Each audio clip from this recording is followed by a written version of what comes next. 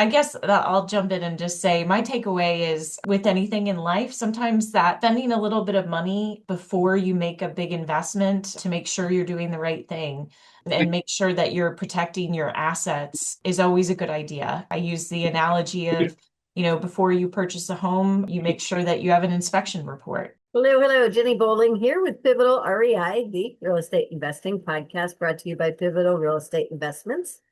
And today we have with us the founders of G&S Good Investments. And thank you so much for coming on board. I really appreciate you coming. Thank you. Thank you. Tell us what G&S stands for. Yeah, so we started G&S Good Environmental, I think around 2004. And so the G and the S are our daughter's first names. So Grace and Sarah. And actually, Sarah is getting her degree in geology and will be coming on board very soon. Us? Yeah, Ah, so we're pretty excited about that. Mhm. Yeah, so we're a geology licensed business. I'm a professional geologist and a licensed asbestos consultant. Um, Terra also is our phase one expert and focuses most on the phase ones, and I focus mostly on the soil, groundwater cleanup, asbestos surveys, things like that. Um, yeah, I went to school at Georgia Southern University, got a degree in geology, got my professional geology license, and been working in Central Florida. I got all over Florida for, I guess, 25 years at this point. So, yeah, it's been a lot of fun. Mhm. So, or Bill Good. Okay. yes, that's me. That's me. Yep. And my name is Terra Good. I'm Bill Good's wife. And I've been working for GNS Good Environmental for about 4 years. My previous career was in higher education, but I've really enjoyed transitioning to this new career opportunity. As Bill mentioned, I primarily focus on the phase one reports, marketing efforts, things of that nature. And it's been a real pleasure to learn this new field. So we're excited to talk to you today, Ginny. Well, and I'm excited to have you because as we've talked about just leading up to starting to record, this is such a necessary part of all real estate, really. It's residential and commercial, and it has far-reaching impacts. And if people don't Sure. think about the environmental, I mean, you just think about it. Today, more and more, at least finally, people are getting concerned about their own environments a little bit. But you Sure. think about the environment of a property you're getting ready to buy, and there's so many unknowns. So we're going to talk about that. So Yeah, super. Welcome. definitely. Do you want to go ahead and say what your takeaway is here? Because we're going to do it twice, once in the beginning and once at the end. Do you want to go Okay. ahead and tell the listeners? Yeah, go ahead, Bill. Yeah. So the takeaway today, I think, is I guess to help people realize, some of the environmental hazards, some of the liability associated with potentially buying a property that might have some issues and might be a financial burden to them down the road. So I guess about the takeaway would be do your due diligence and make sure you make a right choice in your property. Right. Having the right people on your team to keep you out of Sure. trouble, really important. And so Yeah. I was looking at your website, of course, in preparation. You guys do a lot of things. You really get into all kinds of stuff, including the geotechnical consulting and environmental, including asbestos. And so why don't you talk about how that gets started? Is that the phase one, Tara? Yeah, well, so the phase one assessment, that can come to us in a variety of different ways. We do government work, both private sector, you know, lots of different clients come to us for different needs. We've done work for the FDOT, but primarily the idea is the phase one really focuses on making sure that there isn't any hazardous waste on the subject property that you might be trying to purchase or on the surrounding property. So it's not just about the actual property that you're purchasing. It also you could have a property that has been impacted by a gas station that is, adjoining it, or maybe even a little bit further away and there's been a spill or there's been a dry cleaner nearby. So it's important for, I think, buyers to realize that the phase one is quite an intensive investigation of what has been happening on that property and also the surrounding property. So we really dig into the historical research to make sure that there are no liabilities to you as the buyer. Yeah. I think another interesting point on that one, I just had something come up recently where it's not necessarily in the scope of a phase one, but someone purchased a property and it was active, had a tenant, had an active, let's say a kind of industrial business. And that client or that tenant went out of business. And next thing you know, there's about $100,000 worth of hazardous waste chemicals that need to be disposed of. And I think some buyers, I think when they buy something and their tenant is there and you think the tenant is financially able to take care of some of this waste, and sometimes they're not. And that becomes the problem of the landowner. So we've had a couple of those recently where the Florida Department of Environmental Protection has actually come down on these landowners because, there's 50 to 100 drums on the property of unknown waste that cost unbelievable amounts of money to dispose of properly.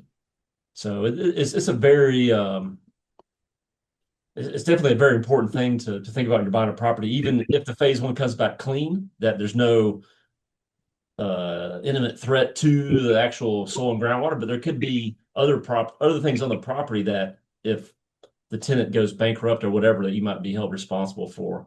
So I feel like we can help clients in several different ways too, to have them think about things like that. Like think about like different kind of plating facilities where someone buys it and there's a plater on there and they're using chromium or all these different crazy chemicals, and they go out of business. And next thing you know, there's all this Hulk, crazy green, credible Hulk looking fluids laying around that, it's going to be really difficult to dispose of. So we Right. try to help Don't people want in it in different ways. groundwater. That's what people want to do is wash it down the drain, right? Oh, Mhm. and that turns into a whole another problem. Mhm. That's even worse. So Because you can figure out where it came from, right? that's Once right. into the drain, if you pollute the public water system, Sure. And it back, right? yeah, They and can figure it out.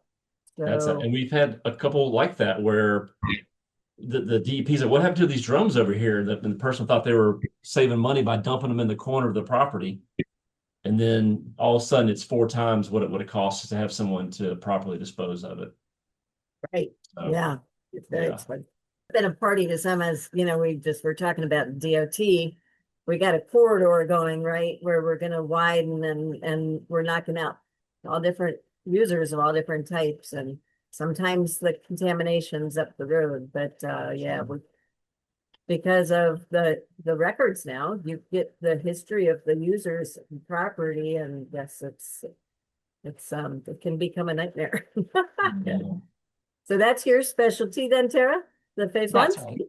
That's Right. right. But also asbestos. So we also work together on asbestos projects. But I'll defer to Bill to talk a little bit about asbestos. sure. Yeah, we'll Well, also do asbestos. Yeah, let's do the handoff there because your phase one's gonna point out where there is likely asbestos, right? Maybe, Actually, those are two different things. oh, okay. I'm Yep. used to reports. Okay, so Okay. yeah, yeah. I mean, and some clients may want during the phase one, certain maybe banks want us to kind of like look for suspect materials in their phase one as like maybe like extended scope. that's Um, with but DOT. yeah, we do military bases. We've done like I said, submarine bases. We've done some pretty interesting asbestos jobs. Um, yeah, all over the state of Florida. So I And as we talked about before we hit record, although asbestos was banned in the late 1970s, asbestos is still being imported into this country.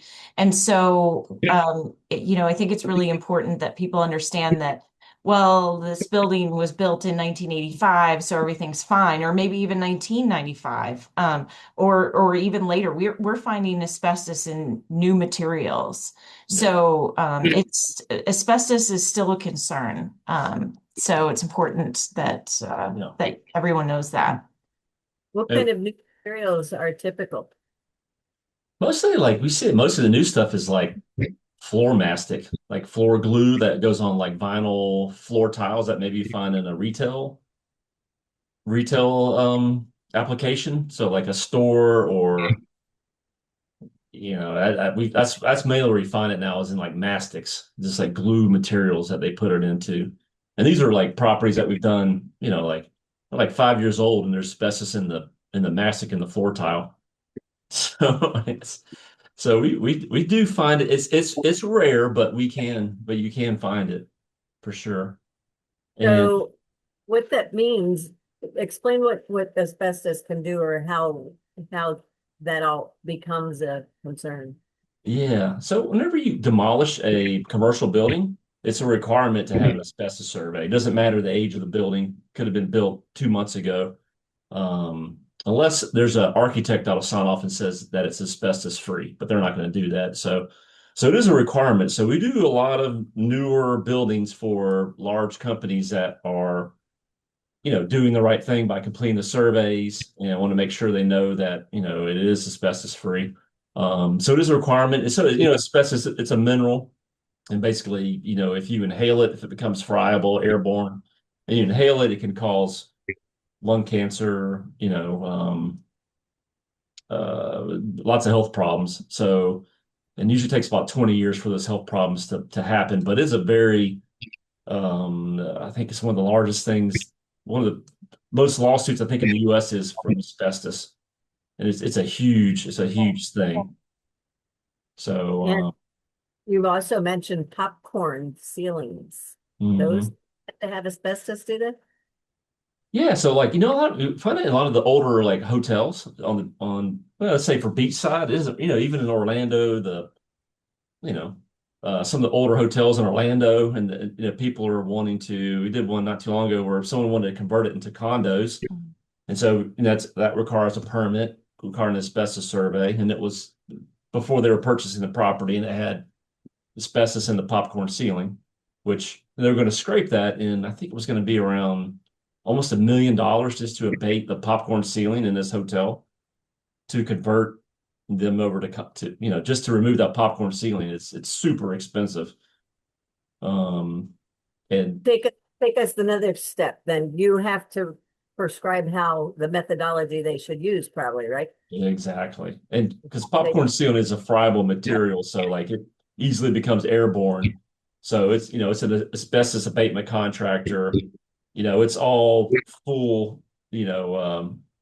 Respiratory protection. It's triple bag. It's double bag and everything. It's send all the stuff to the proper places in the landfill. Yeah, it's a whole thing. So it's extremely expensive. Yeah. and the methodology of removing it is even dictated for the proper removal, right? Oh, sure. Yeah. So what would you normally tell them what they would have to do to remove the popcorn? Would it Yeah. be Well, yeah. hitting? Usually they would try to use like a wet method to scrape the popcorn, and they would, and the workers are all asbestos trained. All the personal protection is double bagged. It goes into a special dumpster that's covered. And it goes to the landfill, and then after it all has to be pressurized too to make sure fibers aren't being released into occupied areas. And then you have to come back and retest that airspace to make sure there's no fibers in the air. So it's just a whole huge process. And asbestos can be in drywall and joint compound. And so, and you can only imagine like how much square footage of that could be in a hotel. It's Yeah. hundreds of thousands of square feet of that kind of material. So it can get expensive quickly. Yeah. Yeah. You could have lots of workers in there working on it at the same time. And air scrubbers, do they usually have those going on? Yeah. Water? Oh, yeah. Yep. Yep. Using air scrubbers, HEPA filters, all those things to clean the air for. Yeah. So what we used to do when we were getting ready to demolish a building and, we'd do the testing, confirm it's there. Then they're doing the abatement, double bagging and all that. You got to constantly doing the air tests and like the end of the day, is it beginning and end of the day, you always have to have a read and things like that and keep running the scrubbers if there's Sure. content. Yeah. So Yep. that because of these things. Yeah. Is there a rule of thumb in Orlando, say, on a cost per square foot to Um, asbestos? popcorn, I think the last I saw was maybe like about $6 a square foot, something like that. Mhm. I think I saw. Yeah. And Okay, interesting enough, I'm seeing, your background as a tennis court. I actually yeah. did some samples on some tennis courts, and there was asbestos in the rubberized tennis court. So it can even show up in weird things like tennis courts, like which is pretty incredible. And that's a Oh, little easier to remediate than like inside of a hotel, but it isn't a lot of different products for sure. yeah, I really did not realize it was still that big of an issue Yeah. and that it was an asbestos survey is separate, but that's because as DOT and work government, I guess our scope of services on the phase one was really inclusive of the asbestos survey and probably some other Yeah, things for all I for know. sure. For Yeah, sure. I ended up having to make sure that we were fully reading and sub out the right contractors to do it the right way and oversee them. And yeah, it's a thing. Yeah, for sure. Yeah. Well, and do you do a lot of asbestos remediation? We don't do the actual remediation, we do the assessments. Yep. And also too, I'm a licensed asbestos consultant, and there's just not a lot of us in Florida. So I think I'm like 118 is my license. Mhm. And you think about professional engineers, there's probably 100,000 professional licensed engineers in Florida. So it's a very niche um, industry that we have. So we stay fairly busy with it. And also too, I review other people's reports. So for other companies, I actually qualify their company and I'll review other asbestos reports for them. But yeah, so Yeah. it's I enjoy doing it. It's very factual. It's there or it's not there. Um, it's one of the things I do enjoy doing. There's a lot to it. So, as another aside, just kind of interestingly, I had a neighbor near one of my condo rentals flood my apartment. My tenant Mm. called, says, the ceiling's falling in. 1960s condo. Sure. The water reactivated some old black mold that was in the behind the baseboards that I never saw, never knew about, never had reason to take them off. But Yeah. as the water came up, we ended up cutting out and then finding that now we had some airborne mold. So, Yeah. yeah, and that's the same kind of process almost, not Sure. as Yeah. laborious, right? But black mold is, Yeah. And we actually I review some reports for some mold remediators that actually, like you said, condo units, and they're like, well, before we tear out, this all this drywall, we need to make sure it doesn't have asbestos in it, because often you start cutting drywall, ripping it out, fibers are released, and people are sleeping in there, living in that area. So yeah, so we do that too. So a lot of mold remediators, also can do asbestos, take asbestos samples to make sure they're not going to, impact the air quality in the place. I feel a little embarrassed. I didn't think about doing some asbestos sampling or surveys on some of the houses I flipped, thinking that they were too new. So Yeah. what's the process? Do you have to do core sampling on the drywall and other things like that to determine for sure? Yeah, so they're very small samples, but we do take physical samples of the material, and they're read under a microscope. We don't read them, we send them to a lab and they read them. And so asbestos, basically anything over 1% is considered asbestos containing building material. So it's just 1%, over 1%. And even anything less than 1% is still regulated under OSHA. So really anything with asbestos in it, no matter the levels, has some sort of regulation involved. Um, But so if it's not given, airborne and you're not disturbing it, what is it? Well, at what point do you need to abate, I guess is where I'm trying to yeah, get. so a lot of materials, like let's say a lot of stuff you can just leave in place. Like if it's, but some things that are they're too damaged. I mean, if you're going to demolish the whole building, you have to abate it. But like, like you think about these old super resilient floor tiles that are just like super hard, from the 60s, and like, wow, those things aren't, you can't break those things. So that stuff, if you're not fooling with it, you can pretty much just leave it. But once you start messing with it, that's when you have to do something. I think it's important to also talk about residential versus commercial, because Bill touched on like commercial, it is required, right? But from the residential standpoint, it's not required, right? It's not required. But if you're going to demolish, I think it's You if need a you're going to permit. demolish a residential house to turn it into commercial, then it becomes regulated. But yeah, you're right. Yeah, Mhm. a normal residential house isn't going to be. With that said, I think I personally know that Bill and I were going to purchase a property recently that had popcorn ceiling. And he and I discussed that the right thing to do before we scraped the ceiling would be to test it. I mean, of course. So, I mean, it really is kind of up to all of us to be knowledgeable about what it takes. And really, the sampling process is so simple. If somebody called us and we could actually walk them through taking their own sample of, let's say, a popcorn ceiling, and give them kind of the idea and the samples to send them to the lab. It's very inexpensive. So you, as a potential buyer, you essentially could do your own testing, send it to the lab, and have peace of mind before you start scraping popcorn ceiling or demolishing a wall or whatever it is that you want to do. For not a lot of money, you could have the peace of mind to know you're doing the right thing. Yeah.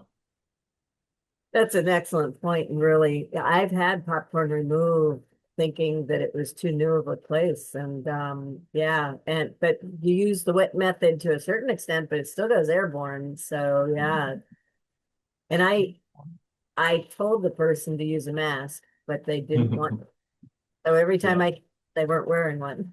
I made them Mhm. fun, but still, yeah. I would say, generally speaking, most of the popcorn that I've found that has asbestos in is in older construction. Yeah. So that's a slight peace of mind, I guess. You too. You feel better? Yeah, I Yeah. know. I know. Yeah. Anyway, we need to hurry up and get to talking about some other things because gas stations are a big deal too, right? And Oh, so yeah. I Yeah. think talk a little about um what you do and see and Sure. uh, the gas station world. Yeah. I say, it's good if you do a phase one, because we can identify old gas stations, and it's amazing in some of these older areas of Daytona and Orlando. There could be the site was completely raised and redeveloped, and you would have no idea there used to be an old gas station there. So, we do those quite often, where we do find, where there was an old gas station. And even, some people say, well, it's back in the gas station was there in the 70s. It's amazing that, still 55 years later, it could still be contaminated. And I think Um, you should talk about like the cleanup that you do at gas stations. I think yeah. that's where. Yeah. And so like we do a lot of insurance work. So all the gas stations in Florida are required to have pollution insurance. So it basically means if their tanks leak and they've been taken proper care of, doing all their compliance inspections, insurance company will pay for the cost of a cleanup. So we probably have maybe 10 of those going on actively right now that we're working on. And those can get pretty costly pretty quick. So just the cost of the sampling, the potential remediation is substantial. And I think the rule of thumb is a gas station that's contaminated could cost between 300,000 to $1 million to clean up. Sometimes less, sometimes more, but that's a pretty good rule of thumb for a decent petroleum discharge at a gas station. It's probably going to cost you about $300,000 to clean up. That's if the tank is leaking or if Yeah, generally it's like the spill buckets. So it's where they put the fuel into the tanks. They call it a spill bucket. It's like a double walled bucket, basically. But there's all a bunch of little fittings and like just little places that, after years and years of filling up the tank, stuff just leaks out, and it doesn't take much to contaminate the soil and the water. And just, all the fittings. It's usually not the tanks, it's usually all the fittings and the piping and how it goes into this dispensers and that kind of stuff. Yeah. we were talking, I was thinking it might be interesting to just show a picture of a monitoring well because so often people walk a property and walk right past these, right? Sure. Yeah. What that they are. So I think I found one that you're going to Okay. take.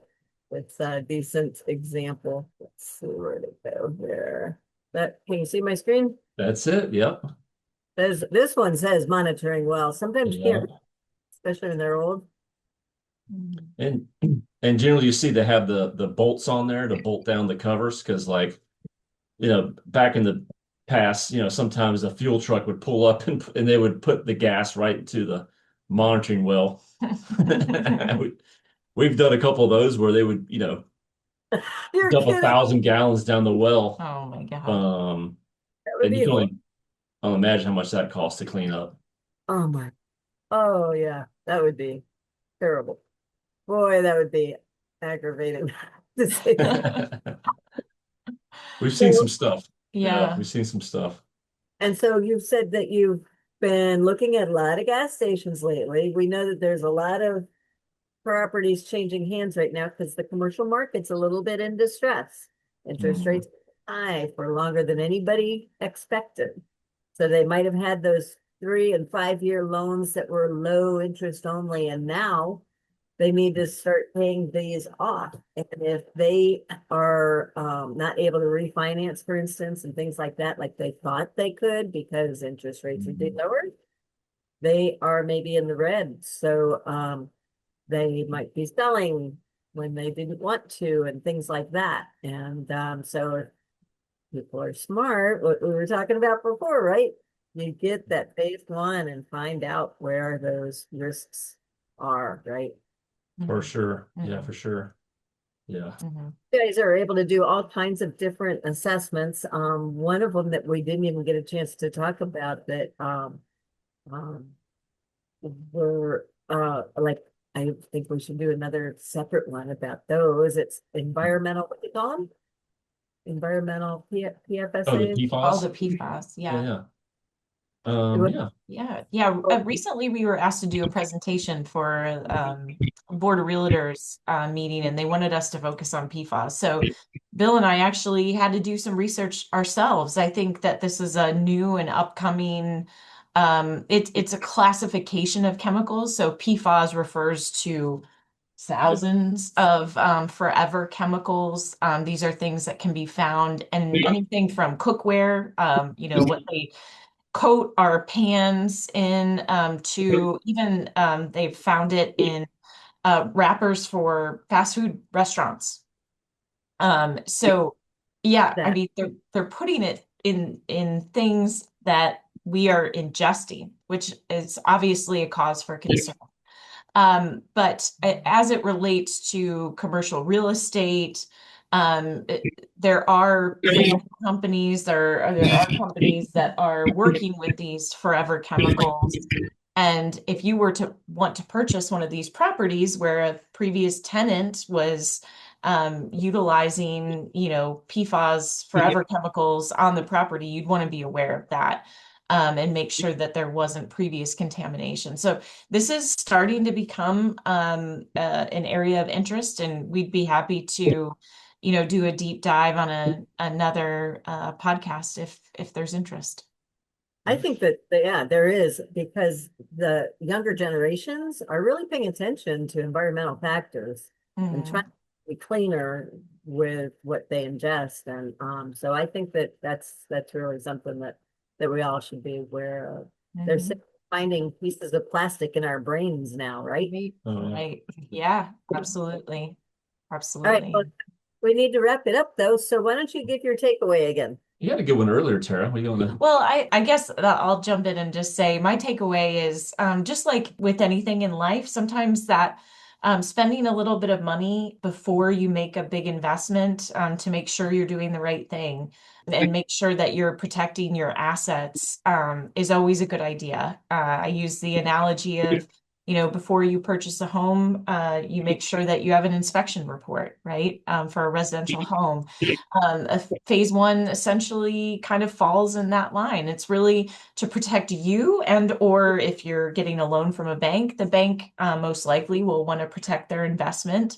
And so that's why phase ones are sometimes required for loans. So it really ultimately it's not we don't want to just be that red tape that stands between you and the purchasing of property. We really want you to know that it's about protecting you as a buyer. Right. Yeah. It doesn't mean that the deal has to fall through. It just gets you That's right. more to deal with and know what Right. you're into. Yep. So, And more often than not, phase ones do not lead to phase two assessments. Most of the time, we are giving you a clean bill of health to say, move ahead with the transaction and everything looks good. So that's our goal. Yeah. We hope that to be the case. that's great. And so are people doing phase ones on residential though? That's not Well, we that. do them on like residential developments, like, Yeah. Okay. But develop. like, yeah, Mhm. 50 Just thought to a couple hundred acres we'll do them. Yeah. yeah, Yeah. for sure there. Yeah. Mhm. But yeah, don't be penny wise and pound foolish, right? Yeah. Yeah. Yeah. All Yeah. right. So why Yeah. don't you tell people how they can reach you? Yeah. Yeah, so they can reach us through email or through our website. Our website is www.goodenvironmental.com. Yeah. Send us an email, give us a call. I would say one thing about the residential before, there's a chance they have old heating oil tanks on residential properties. So that's one thing that as a buyer looking to invest in a bunch of residential properties and they're older, they might have a heating oil tank. They're usually a lot of times they're underground. They're not regulated, but once they leak, they become regulated. So I've probably done, I don't know, maybe we don't do a lot, but maybe like five or six. So I've actually had to clean up a residential property just like it was a gas station because it's regulated exactly the same as if it was a Wawa. It's all the same stuff. So you have to be careful of that too. Yeah, yeah, yeah. Oh, and I almost forgot to ask you if there's a pivotal person or event that brought you to where you are today or is pushing you towards some set goal. Yeah. Go ahead, Bill. Yeah, I was thinking about it earlier. So like I think pivotal people, I guess personal, I think, I've had I used to work for the Forest Service in Colorado for many summers. And, my supervisor, just as I've always done in life, but it was just do the right thing. Do the right thing. If you do a good job, do the work like you're doing it for your mom, and everything will be okay. So I think that's a good takeaway. I think for business too, if you just do the right thing and treat people correctly and do it like you're doing it for their mom, I think everything will be okay.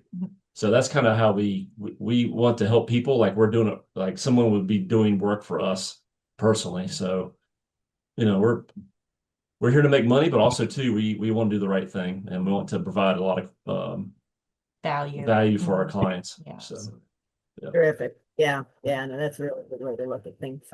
Well, thank you so much. I appreciate you Yeah. coming. We'll put all the contact information in the show notes. Right. And yeah, look to have you come back on and we'll wait a couple months or so after you're aired, which will probably be might be a month or two from now too. But Okay. yeah, very good. I appreciate Yeah. it. All right. Thank Thank you. you. We appreciate you. Thank you. Take care.